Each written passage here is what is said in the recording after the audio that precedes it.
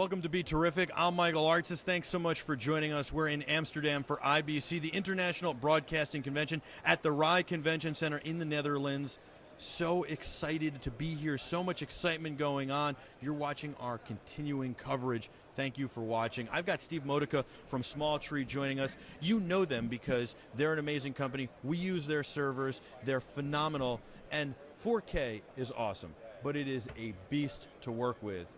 Your servers are phenomenal. They make that beast so much easier to work with. Talk about what you guys are doing for 4K to make the workflow, the infrastructure, and the storage better and easier. Well, we moved over all our storage now runs on FreeBSD with ZFS, so we get much better performance, much higher performance. We added PCIe 3. More importantly, we've moved all our customers to 10 gigabit Ethernet.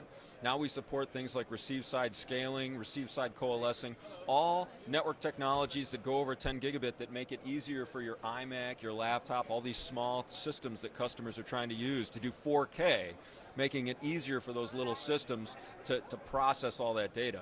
You know, every one of your systems, what do you got, 16 cores now? Some of these systems have 32 cores in them. Well, you're not using them. They're just sitting around idle, right? We're using them for the network. We're moving that data in. We're spreading it around those cores so that you can process that data and actually edit in 4K now. So let me ask you something. If I have an iMac and I've got your server, we've got the Titanium Z, we can hook it up and make it work for 4K? Absolutely. You can put 10 gig ports in the Titanium Z, the Z5, the Z8. That's what we've got. Yeah. That's right. That's right. You run those back over 10 gig to your iMac with like a Thunderbolt thing, like a SandLink adapter from Promise. We write those drivers, so we know all about those. And then we've added those things like receive-side scaling.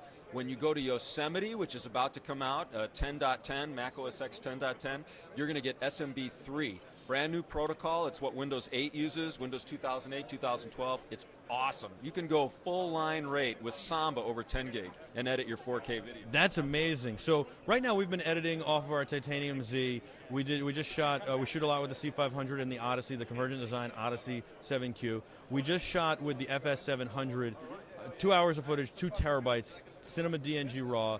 We have a crazy workflow. You have to import that.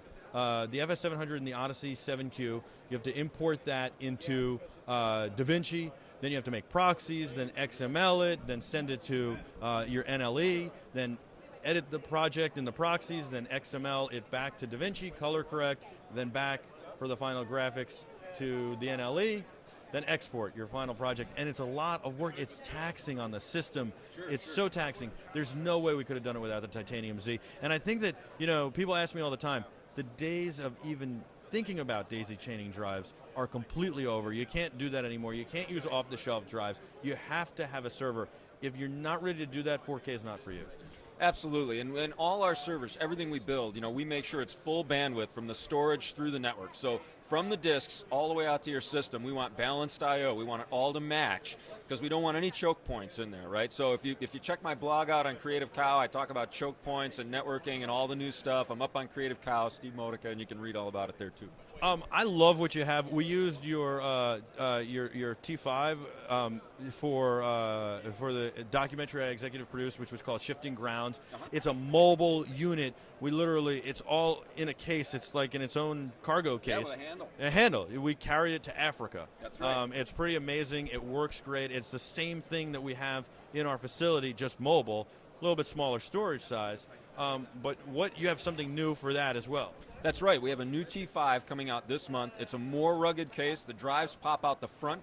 We've built Wi-Fi in. The number one call we get is customers say, I forgot the IP address. I don't know how to get back into it. Well, now you don't have to do anything. You just open your laptop. It says it's a Wi-Fi base station. You connect to it, and you're in. You can change the IP addresses, change the configuration, reattach to it, and go. Awesome. What do you think is the future of 4K video and storage and all this stuff? Is it going to get smoother and easier to work with? I mean, it's a beast. Yeah, well, you know, we're right on the edge of seeing SSD storage become cheap and easy, and SanDisk has a 4 terabyte SSD. That's amazing. It is amazing, for about $1,000 a terabyte. So $4,000 for 4 terabytes. Now, imagine building a server with those. We're not going to push it over 10 gig. We're going to push it over 40 gig. Unbelievable. unbelievable, 40 gig. How many tracks of video can you be editing simultaneously over 10 gig? Over 10 gig, you're going to get a gigabyte a second. So theoretically, you could do, say, probably really 3 ProRes 4044 XQ streams, right? So that'd be 4K, very high quality. It's pretty good. Yeah, it's excellent. And with 4 gig, it's going to be what, 12 streams, 15 streams of that? It's all relative, right? I mean, as soon as the technology catches up, we're all going to yawn at 4K, right? I mean, that's what's going to happen. This guy is the man. The company is unbelievable. I'm telling you, there's no better server out there, and the customer service is unbelievable. They will hook you up. They'll take care of you. You literally, all you have to do is plug the machine in and go, I don't know. I don't even know what he just said. You can just, I mean, I do, but I'm saying you can say that, and you can just go, here it is, plug it into power, turn it on, and you're good to go. And the best part, when I started with you guys, I had to have a Mac tower and your storage array. That's right. And I had to spend, $5,000-$6,000 on the Mac tower and money on the storage array. Now it's one thing. There's no Mac tower anymore. Yeah. You take it out of the, and that's also so nice because I don't feel like I'm wasting a Mac tower that's just all it's doing is serving the video and managing the workflow. Yeah, when we used to sell storage on Macs, that was a big problem because Macs only have so much I/O built in. Now we buy the motherboard we want. It's amazing. We get so much I/O out of this thing, and so pretty soon we're going to be able to push something like 10 gigabytes through one motherboard, and we could never do that off a Mac. Unbelievable. Small-tree.com.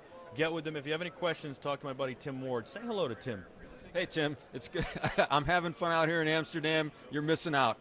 Maybe he'll come next year, but in the meantime, give him a call. He's the sales guy. This is Steve Modica. He's awesome. Small-tree.com. I'm Michael Artsis. We have a lot more from IBC here. You're going to learn a lot, so keep it locked here. BeTerrific.com. Thanks so much for watching. Be Terrific.